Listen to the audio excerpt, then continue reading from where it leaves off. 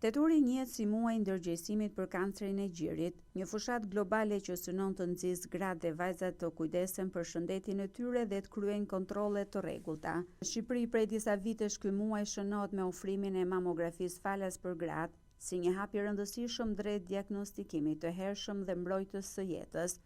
Megjithatë, këtë vit ky shërbim nuk ofrohet më përmes mamografive lëvizëse të cilat më parë sillnin kontrollin më afër komuniteteve të largta. Sot mamografia falas kryhet vetëm në spitalet rajonale, çka ka krijuar një ngarkesë të ndjeshme në këto institucione.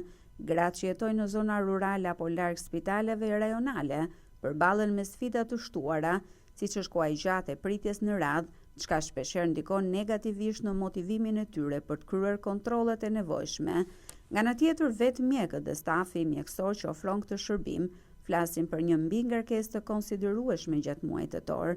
Numri i grave që kërkojnë të përfitojnë nga mamografia falas ka çuar në përdorim intensiv të aparaturave, duke rritur rrezikun për defekte teknike apo mbinxehje të pajisjeve të mamografisë. Kjo situatë ngre nevojën për rishikim të mënyrës ofrimit të këtij shërbimi etik, rikthimi mamografive lëvizëse, shpërndarja më e mirë e burimeve njerëzore dhe teknike, si dhe një planifikim më i zgjuar i fushatave sensibilizuese, janë hapa të domosdoshëm për të siguruar që çdo grua të ketë akses të barabartë dhe të lehtë në kontrollin e shëndetit të saj.